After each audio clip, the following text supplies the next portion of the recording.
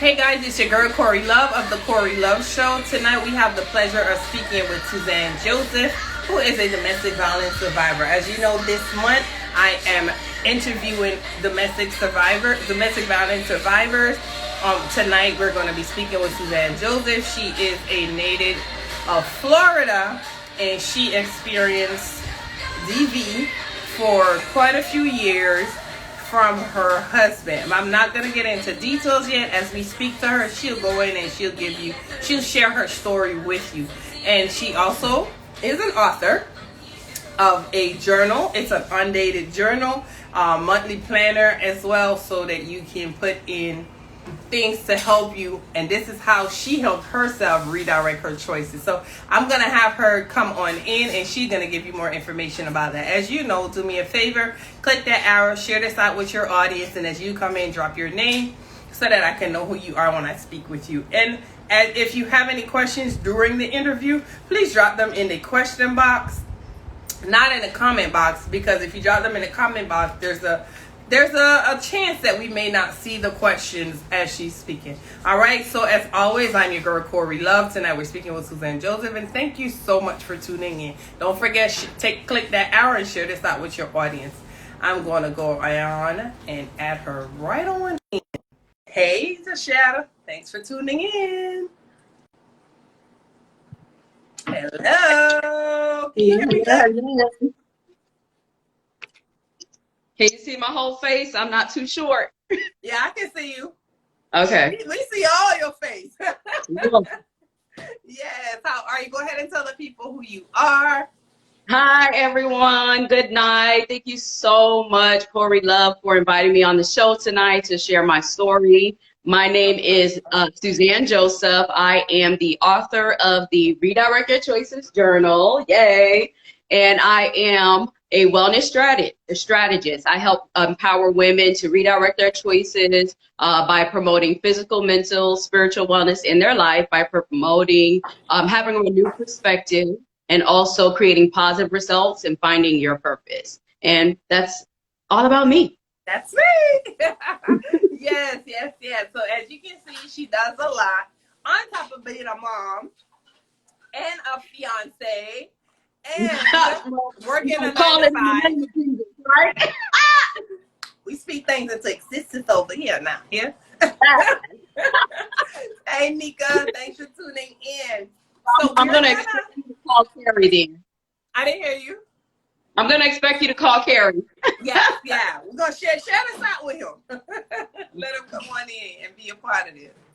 So I know that you have 3 children, 2 boys, 1 girl, and you were married before. She said needs a finger snapping emoji. To your husband at that time for 12 years. So yes, now that's a long time. Yeah. And now you're divorced. Like y'all are officially divorced. Officially divorced. Signed, Okay. sealed, delivered. Oh no, I'm yours. Well, you're not his no more, but yeah. So tell us, how did everything start? Like when y'all first met, you dating, how was it, and what ended up leading to that? Okay, so me and his half sister, we were really close friends, and she was in love with my oldest son. He was like 6 months at the time, and he just he had a fiance, and they just broke off the engagement. And I just got out of a long-term relationship. So we were both vulnerable at the moment. And she, it was like, hey, Shane is single. Why don't you meet up with him? You get what I'm saying? So we met up. And from there, we were boyfriend and girlfriend. Hey, would you marry me? You get what I'm saying? And on top of that, not only did he ask me to marry him, but he also needed his papers. So listen real close to the story tonight. Listen real close to this. So the people that are here that may not know what that means. So when you're from certain Caribbean countries that are not U.S. territory, obviously, you come into the U.S. and you have to become citizens. So that's what she means when she says get your papers. Just in case y'all didn't know. Yeah. You want me to go ahead and continue? Yes.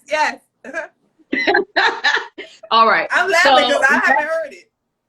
Girl, so when we first met up, we decided to go on a date, and he explained to me like, hey, he do really want to get to know me, and we knew of each other because we worked at a job with each other.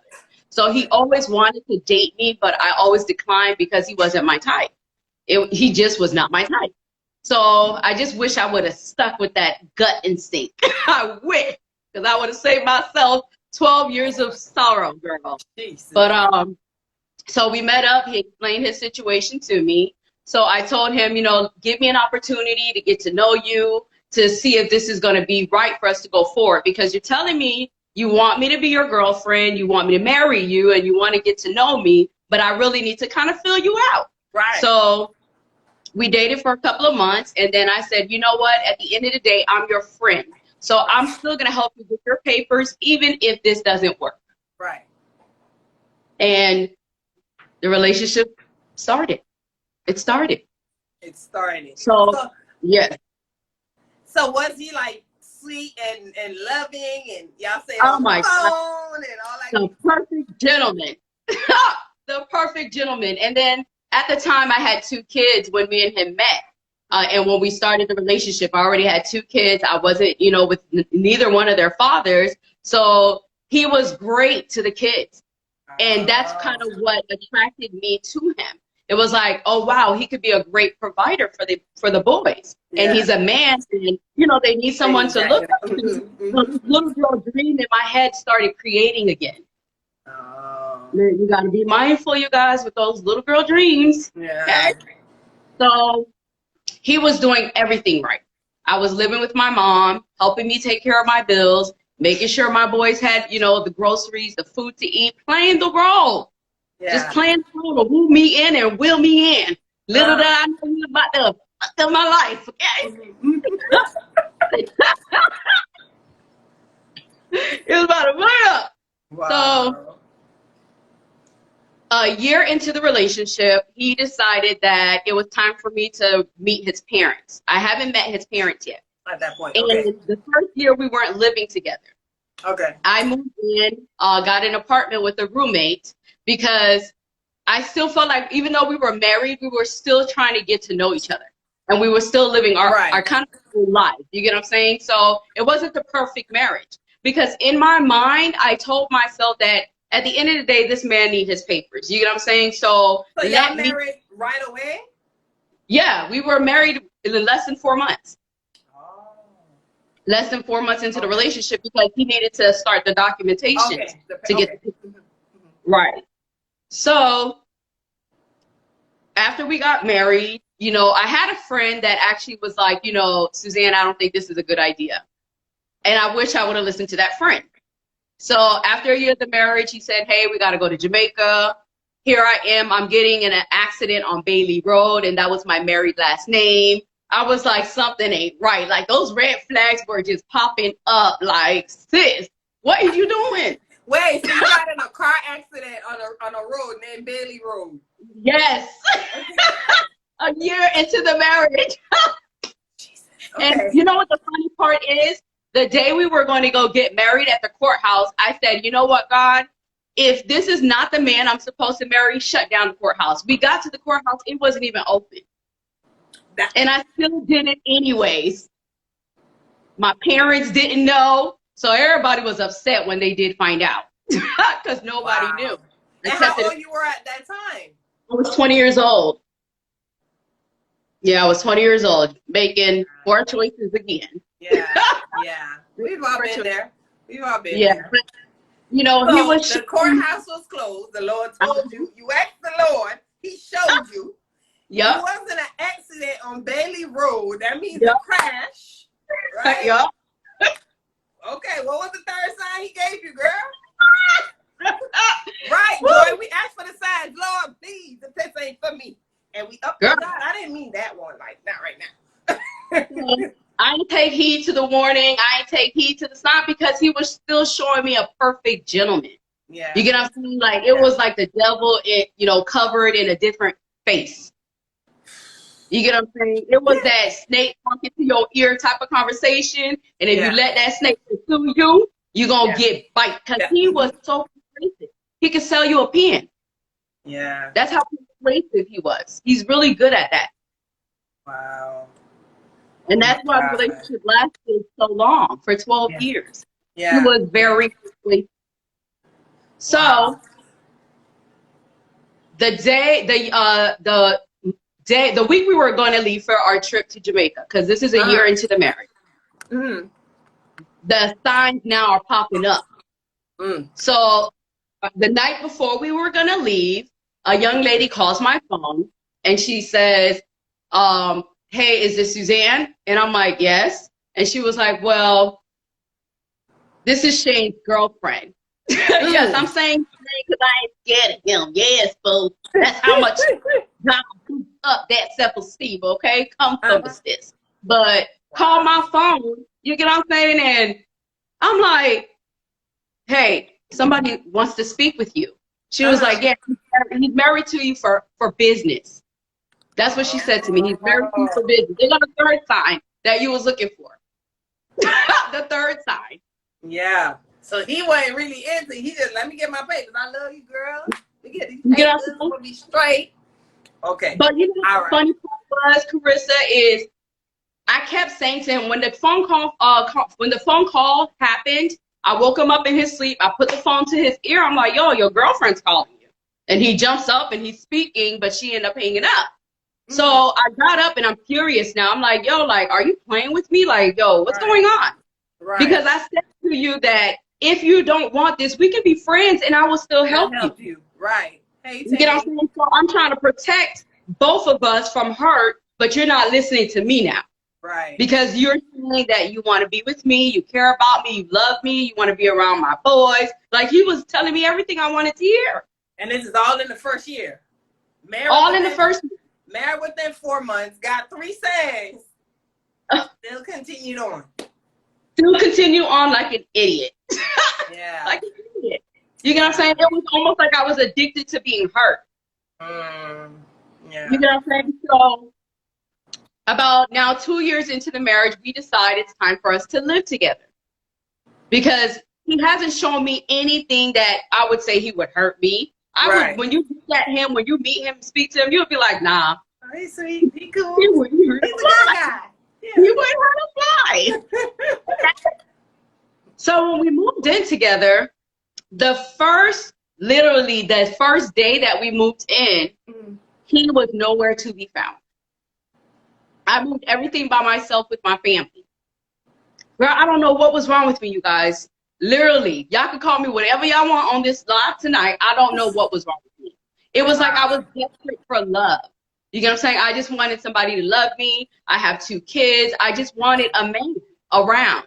Yeah. And he was great at providing, and I didn't have it financially. You get what I'm saying? So he was really good at providing.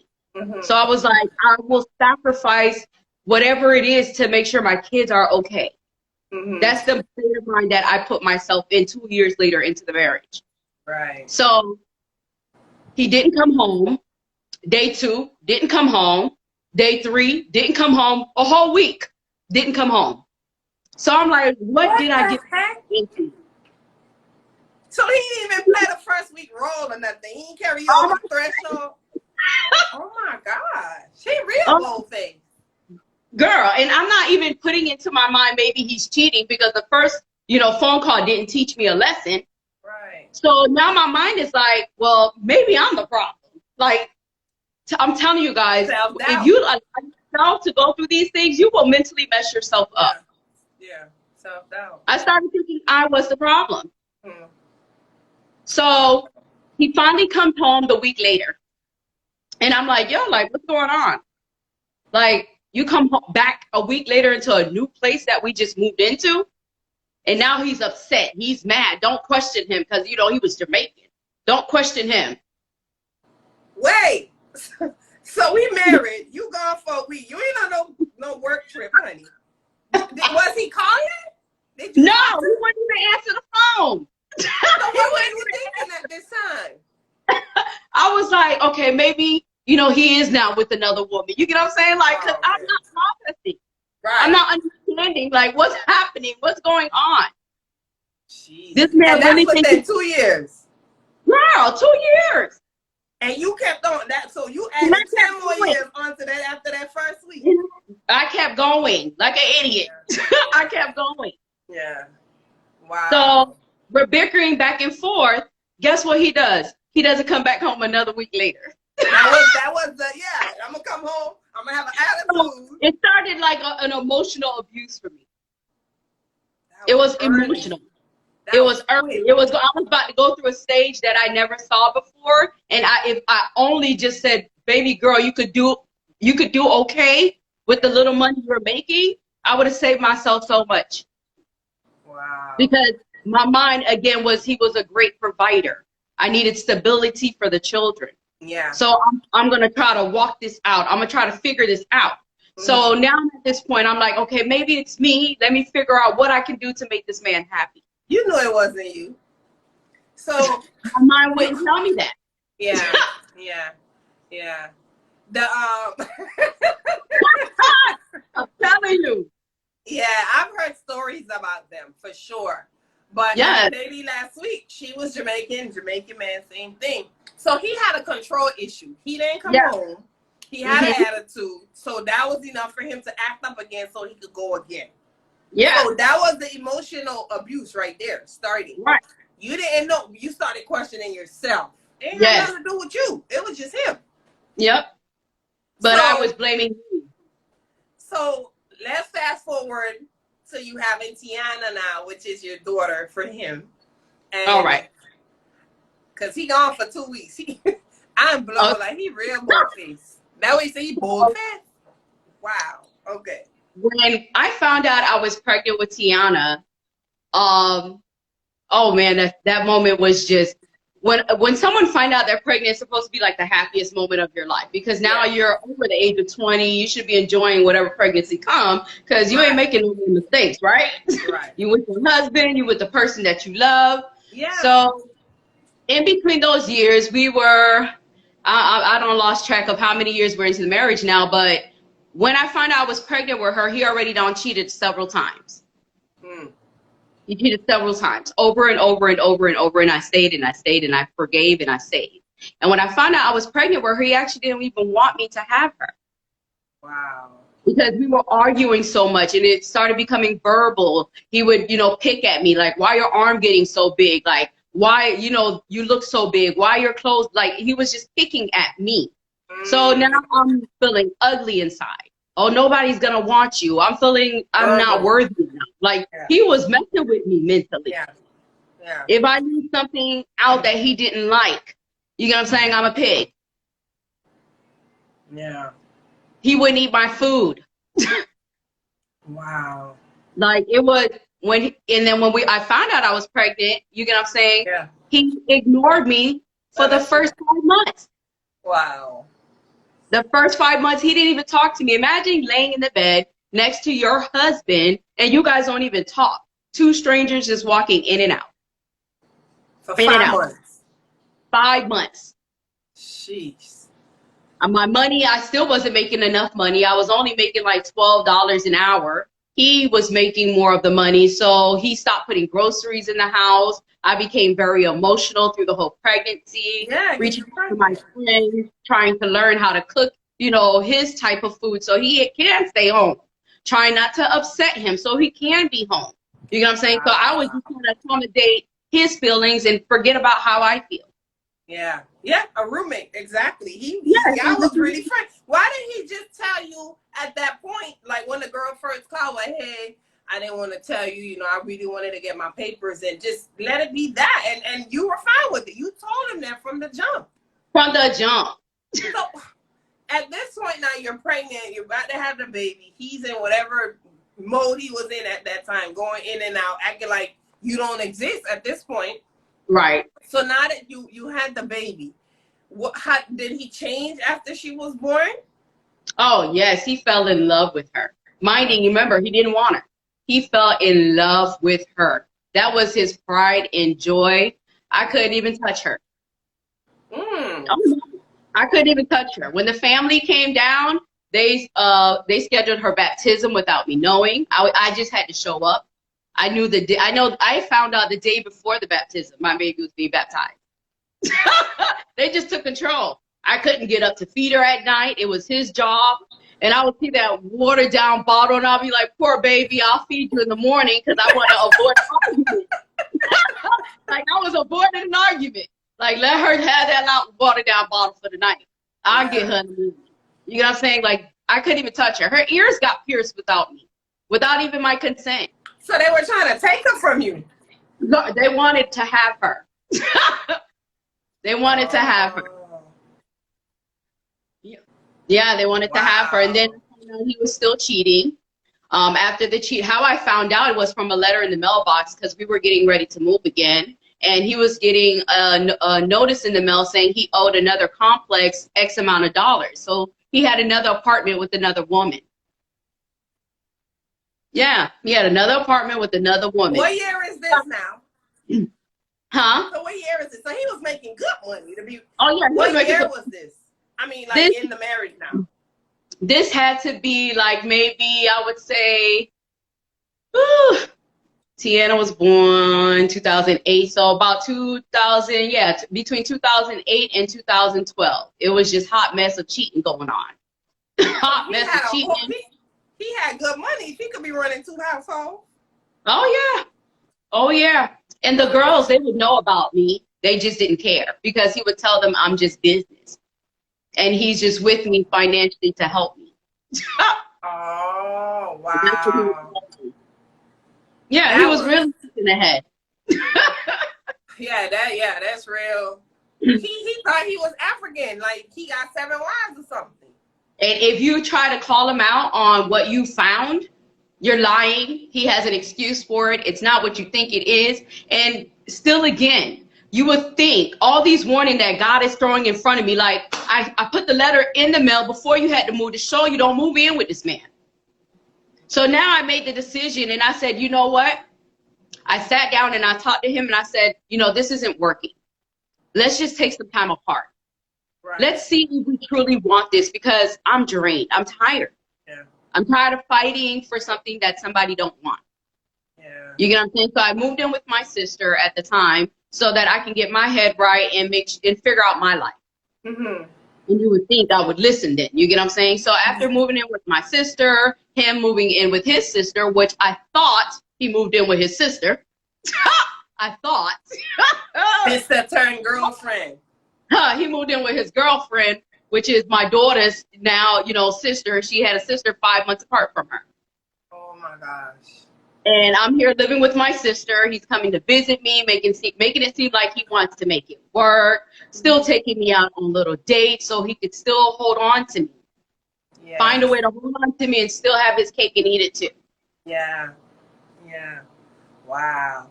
So she's a baby. You're still going through this. How you end up back going to the house? Because this is probably like, what, year 5, 6? Yeah, so while I was staying with my sister, my mom felt like I needed to, like my head wasn't in the right place. Like I really wasn't doing the right things. I wasn't focused anymore. I'm going to tell you how unfocused I got. I got so unfocused that I sent my daughter away to go live with his family in Jamaica. It was that bad. Like my head just became mentally so messed up because it's like, I want this relationship to work. I want this husband and wife marriage. Everybody's telling me to make it work, but I'm fighting and it's draining me. Yeah. Yeah. I didn't feel like, I didn't feel worthy enough anymore. I didn't want to live anymore. It was just tiring. Yeah. Cause you in your heart, you've done everything you can. I learned to cook for him. I learned to cook, his food. I'm home, taking care of the children, taking care of the house.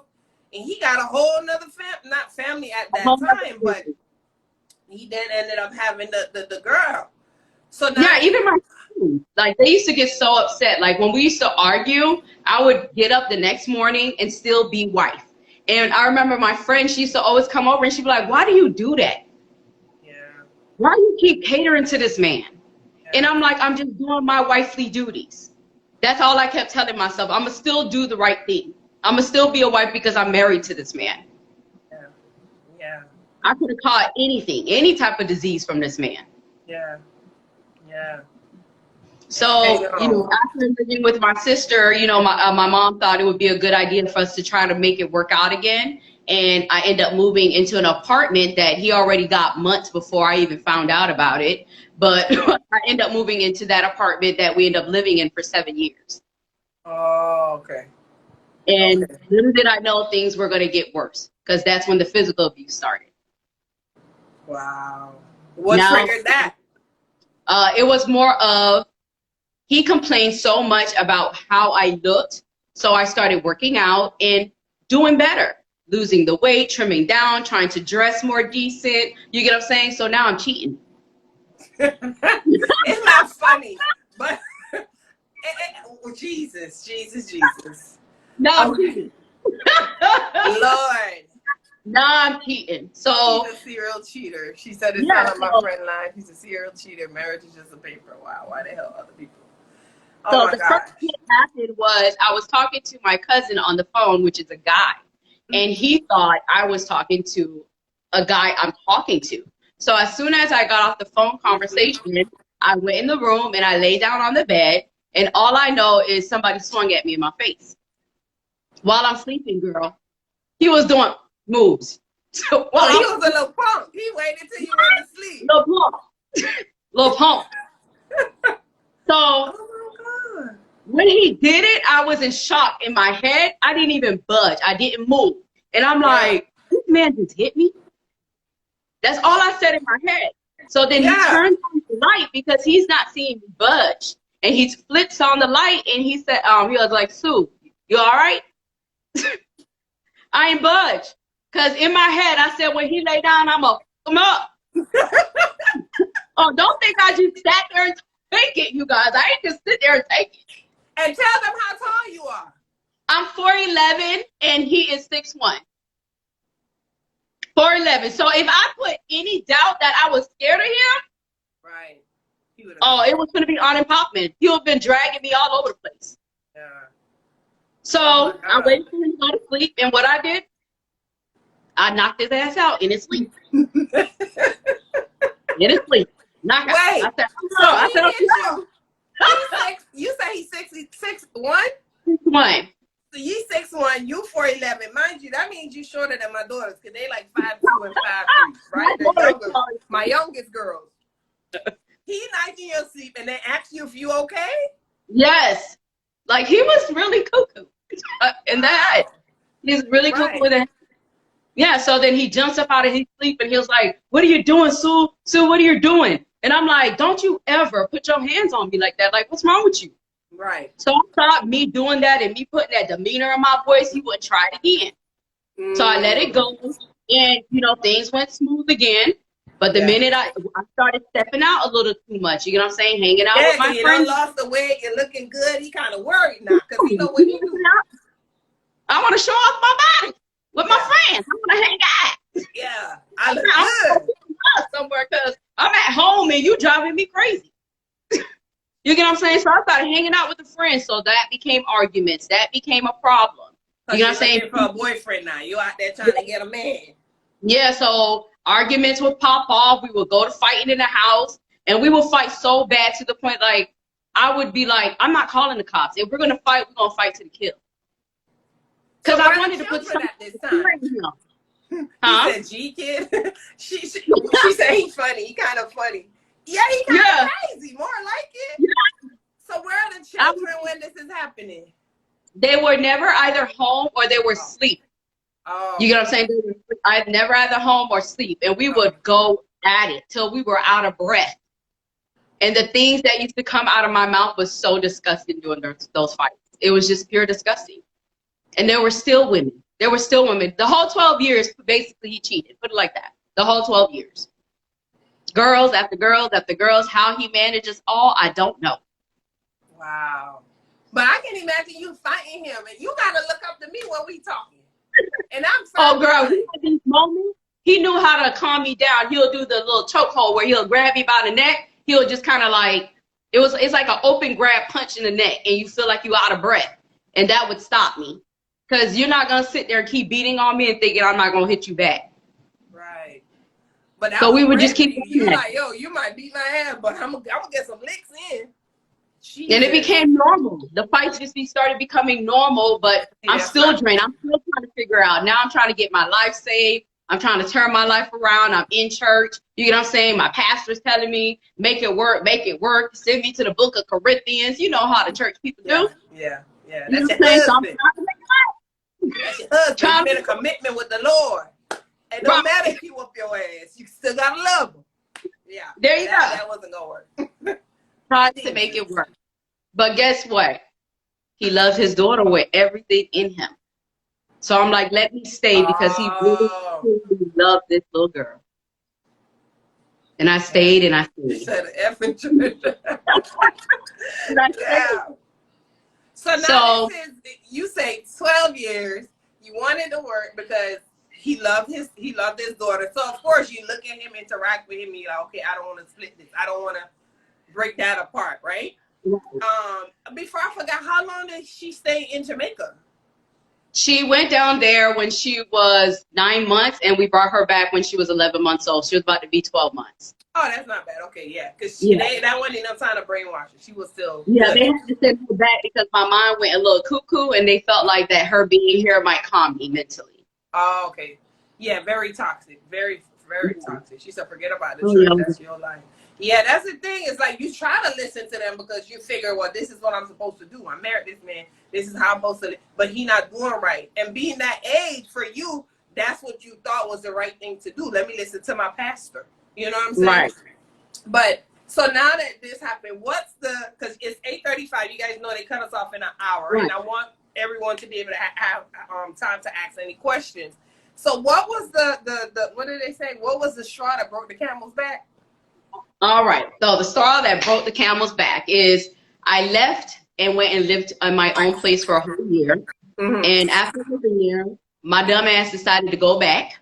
I went back 4 years later into the marriage. Everything was perfect. But that last year in 2016, 2015 going into 2016, he started going back to his old ways again. Not coming home, partying too much, flying off to Jamaica. So I knew something was wrong. Something was trouble. So I started putting a plan in place. Please always make a safe exit plan. I started making a safe exit plan. I started focusing on my career so that I can gain my income. You get what I'm saying? I focused on my friend who was my accountability partner, who always encouraged me to keep me feeling worthy enough, to keep me encouraged. And she was there letting me know, hey, you got to do this, put this in place, save your money. I started saving. I'm like, I got to get out of here. I started saving. So you had that secret account. That secret account. I always kept 2 separate accounts, the account for the bills and that secret stash account. But he kind of didn't find out about it. And, arguments did pop off. You know what I'm saying? But I was not giving up that account. Now, what broke the camel's back is I decided to go out with a family member. I just needed to get out and just have a good time. So I let him know. I let him know that I'm going out. He was okay with it. We get to the club. We're having a good time. We're partying. Time run over. I got home late and he's upset. So I said, you know what? Let me quietly walk in the house, not make a peep, because I don't want to bother him. Because I know he's pissed off just by his demeanor. Right. So I got in the bed. My daughter's laying there. I get in the middle in between them. And as I'm laying there, I woke up to someone just punching me. Again, doing a little pump move again. Yeah. And my eyes open up and I'm like, what are you doing? And he's just swinging. Oh, you were out cheating. Here go to cheating again. You were out cheating. But he's only doing that because he was the one doing all the cheating. Yeah. Right. So he's punching me and he's punching me and he's trying to aim for my stomach. And I hear my daughter get up and scream. And I'm like, oh my God. And then something in my head said, Suzanne, if you don't get up, this man is going to queue up. I need you to get up. So I jump up and I started acting like a cuckoo, like I done lost my damn mind. Started taking everything in the house, throwing it all over the place, throwing it at him just for him to let me go. Just acting crazy. And I remember that. Well, she's not a baby at that time. Yeah. She was about, I would say maybe 8 years old. Maybe, yeah. She was like in elementary school around that time. Yeah, so I'm acting like a crazy person, and then I turn around and I look at him, and I'm like, it's not him. He just looked demonic. And I looked at him, I said, you know what? I said, I can't do this no more. I can't do this no more. And I snatched my keys and I ran out the door. And I ran to a family member's house that was nearby. She was the one that I went out with, and she looked at me and she was like, I just dropped you home. What happened? Yeah. My eye was a black eye. I got bruises all over my hands and my arms. Like, so he continuously punched you. It wasn't no one hit. He was going in. He lost his damn mind. Like he lost his damn mind. And when I got there, I just wanted to lay down. I didn't want to talk about it. Yeah. I woke up the next morning, went to my friend who was my accountability partner. She saw me and she was like, it's time. Yeah, she said, it's time. She said, it's time. You got to let it go. This ain't good. And I thought about my daughter. If I stay, what would she think of me? You get what I'm saying? So it was mostly really for her. It was for myself, my children. I was like, they don't deserve this. Yeah. You know, my kids started becoming fearful of him. You know, we couldn't have arguments. Because if y'all got too loud and stuff like that. Yeah, you know, now I got to a point where my son, he's only 14 years old, and he's like, I wish he would come to my mom. I'm going to, come and protect my mom. You know what I'm saying? So it's time to go. Putting them at risk too. Yeah, you're putting them at risk. And I stayed with her for 2 weeks, got my own place, stayed there for a year. While I was at that place, he was coming back and forth, popping up at my house, had to give a restraining order, chasing me in the parking lot in my car. Things just got cuckoo. And we were working together. So I had to notify my job, let them know that we were, going through a divorce process, that it might get a little ugly. And they ended up firing him because he ended up punching me in my face at the job. Did he ever get locked up? No, when the police went to go look for him, he ran off. Oh.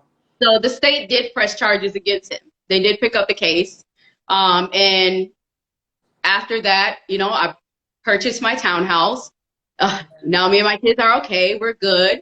You know what I'm saying? This is pretty recent. Wait, yeah. So did he ever get his papers? Yes, he did get his papers. Oh, he did. Wow. He got his papers. Jesus. In them first 2 years, you should be like, I ain't doing that. Take my name. No. We divorced. You got a question here. He said, did the love you had hinder you from leaving, or was it all the opinions around you? It was all the opinions really around me. Yeah. It was that, and it was the financial circumstance. Yeah. Yeah, because you're young at this time. You're 20. Yeah. Yeah. You're like, okay, I got to do this because I can't, you don't want to be on the street with your children. Right. Oh, my God. Trust me, when that divorce was finalized and that just said, hey, you want that Bailey now, sir, drop it. Give me my name back. Give me my daddy name. I need my daddy name. No attachments. Yeah. So they asked you at the same day when the thing. Yeah. They asked me the same day. And that same day I went and got my driver's license changed. I just changed everything. I was Suzane Joseph again. Yeah. Wait. I leave the courthouse. I'm going. You had not made an appointment before. So there's another question here. She said, do y'all still communicate? Oh, the relationship is so much better now. And I was always right. I told him we were better off just being friends because now we can really communicate. But what I try not to do is I don't give him too much communication because he still has old habits. He'd be like, hey, I think we should get back together. We were meant to be together. You know what I'm saying? He would say little stupid stuff. So I just ignore those texts. If it has nothing to do with my daughter, I don't respond. She says, what did you do to get over him? And then how long were y'all married? All right. So we were married for 12 years. And I'm not going to lie. I did dibble a little back and forth. Just, Yeah. To, you know what I'm saying? I did dibble back and forth. But what's really stopped me is when I met my high school ex-boyfriend. We were in love when we were in high school. Mm-hmm. And we met at his sister's wedding. And from there was butterflies in our stomach.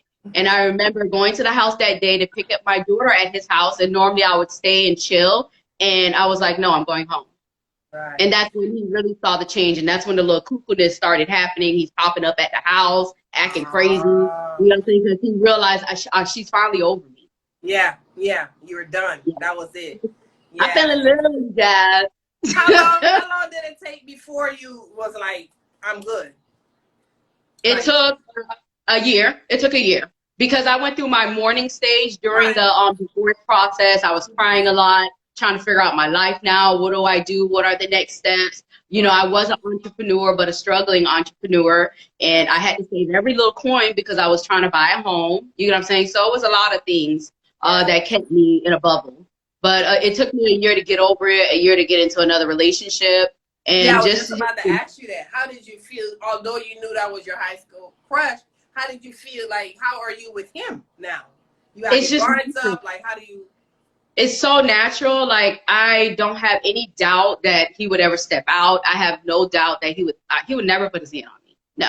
Like, when you see, it's like our love for each other is an emotional bond because we went through the muds together. He went through the process with me, and I went through his process with him. So it's more deeper than what it is. Okay. You know what I'm saying? So we have a deeper bond, a deeper love. She said, "Are you scared of him?" No. Not if you were 4'11" fighting him back. You ain't scared of him. They don't like when you move on after all. They put you through. Yeah. They still like, no. I'm guessing in their head is like, no, she can't be with nobody else but me. She said, so a Jamaican young man saying this. Not all of us is like that. And sorry you went through that or met a person like that. Sorry, Shelton. Look, Shelton, I had a few that tried to get in line before I met the one, and it just was, I was not going to let myself do it again. It just could not happen. Sorry. He ruined it for all the Jamaicans. Yeah, because a lot of people say they just can't. They just can't. And Shelton, I was a good woman to him. He didn't have to lift a finger. I cleaned, I cooked, I catered to him. I was submissive. I gave it. I'm telling you, I was the wife. Yeah. Okay? She said, bye, Shelton. I was the wife. I'm so sorry, Shelton. Poor thing. I don't know. So now it's so great to give what I was giving him to someone that I really love. You get what I'm saying? So it feels good to cater to somebody that's actually reciprocating. Yeah, and that's such a long time to go through all of that. Like I tip my hats off to you. I feel like you're strong to have done that. Although maybe I'm sure going through it, it was like you felt weak. I'm sure at points like, yo, what do I do? Like, what is it that I'm not doing? But and you know you're doing everything. So I'm obviously you learned that it was never you. It was always him.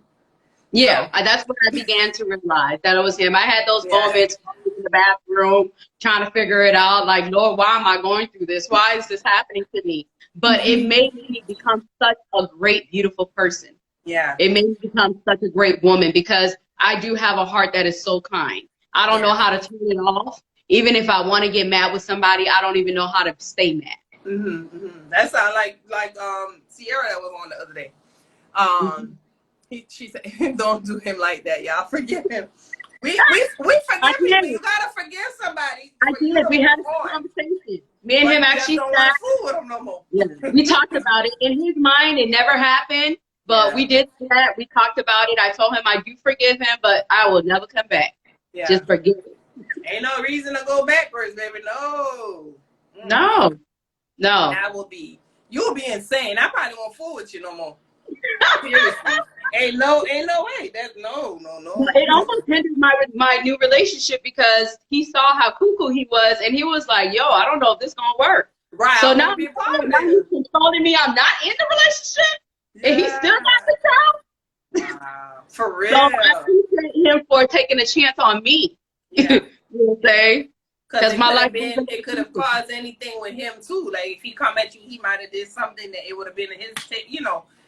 There were moments where I would be in the club and he would pop up with the gun in the car. I need my wife to come out the club. Yeah, I had to have people drive me home to make sure that I'm safe.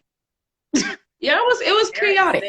They're insane. That's insane. So I always had a fear like if he loses his mind, he's gonna use them. Yeah. Oh my gosh. I'm so glad you're out of that, doing better.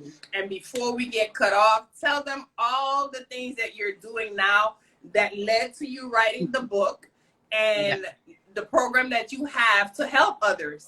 I mean, not necessarily with She said, so you cooked and cleaned and he still tripped. You did something that a lot of men wanted. But he ain't want that because he had about 4 other women that was doing that too. So it was nothing to him.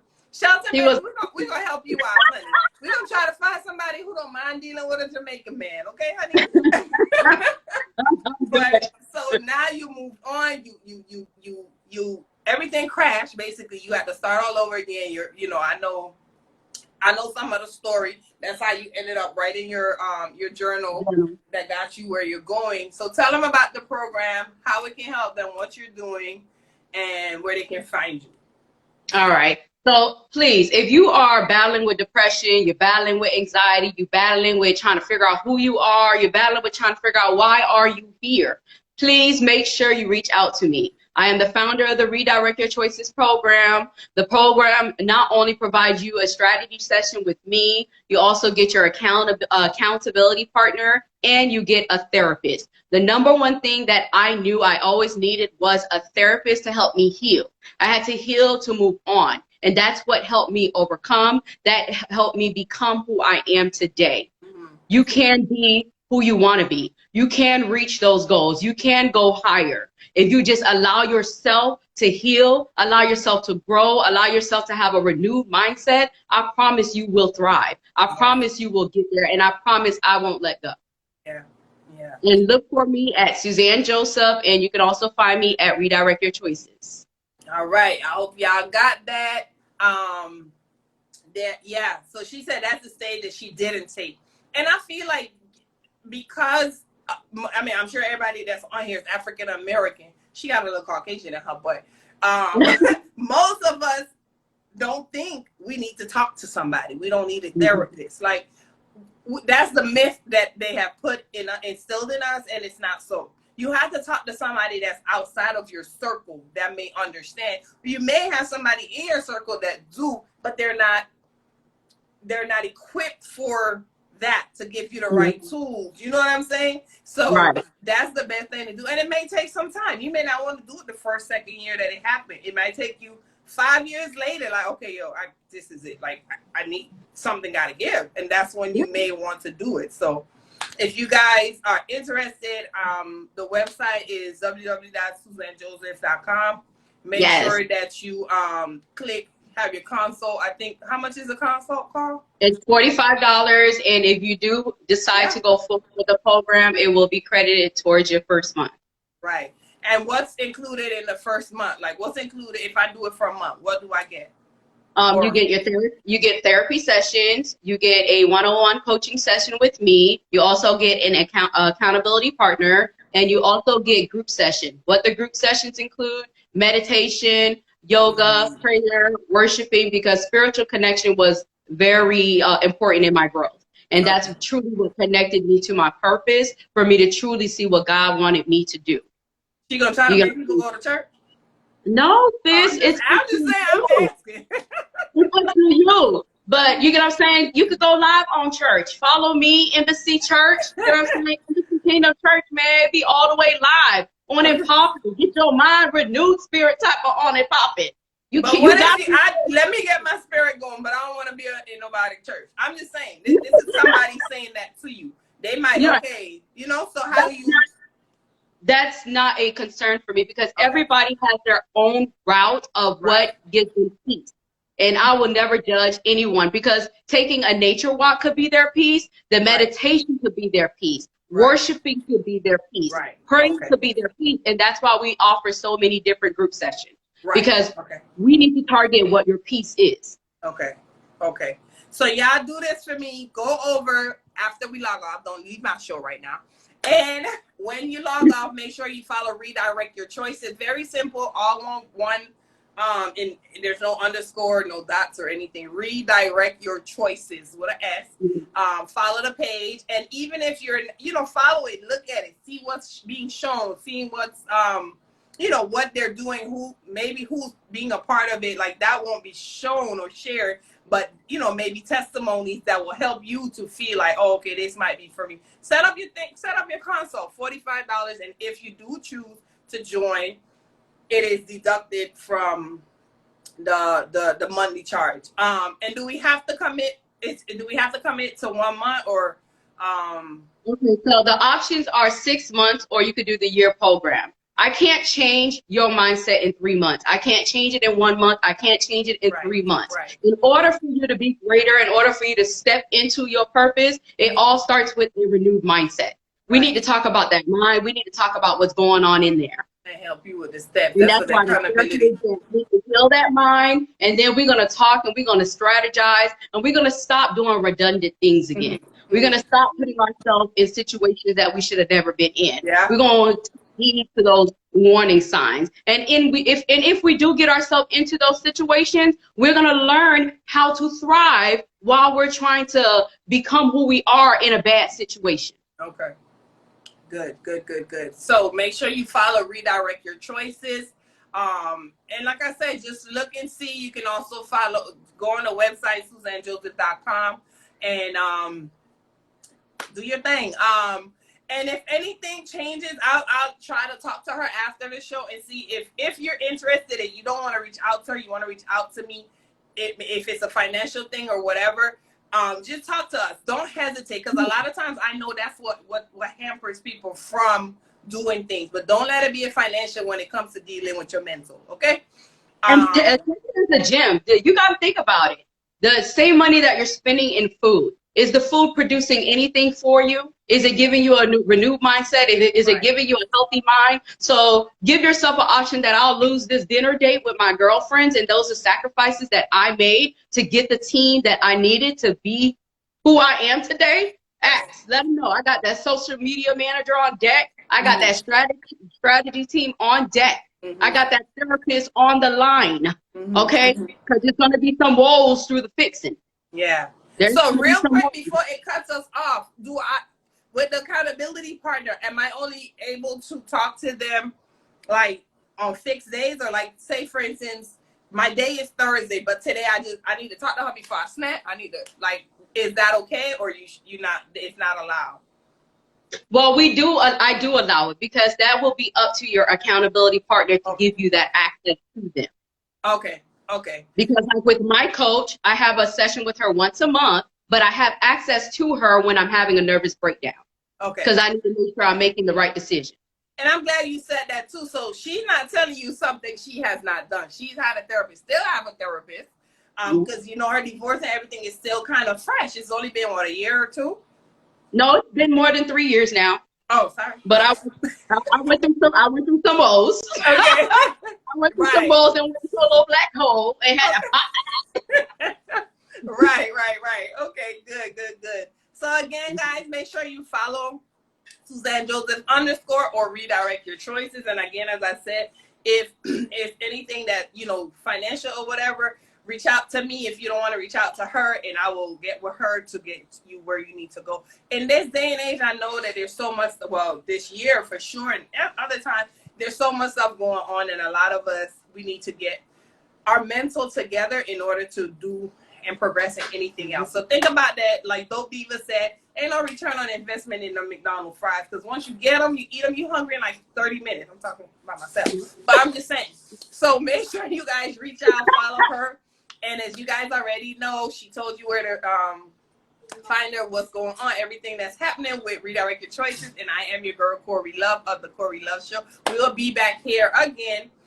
We have about 4 more ladies that we're going to be talking to that share their stories. And I'm doing this so that you guys can see they're not in it anymore. They're out and thriving. Okay? So even if you're on here and you're going through it, you don't want us to know yet, just look at them. Look at these ladies. The first 2 ladies I spoke with, they're thriving. They're doing their thing and they're doing better. So make sure that you reach out and get the help you need. Don't be embarrassed. Okay? We're not gonna broadcast it or anything. So you gotta reach out, DM, email. There's no phone number. So DM or email and make sure that you connect. Yeah. So I am your girl, Cori Love, and as y'all already know, this is the Cori Love Show. Meet us next week, Tuesday and Thursday, 8 p.m. Eastern Standard Time. Guidance, blessings, and love. Good night.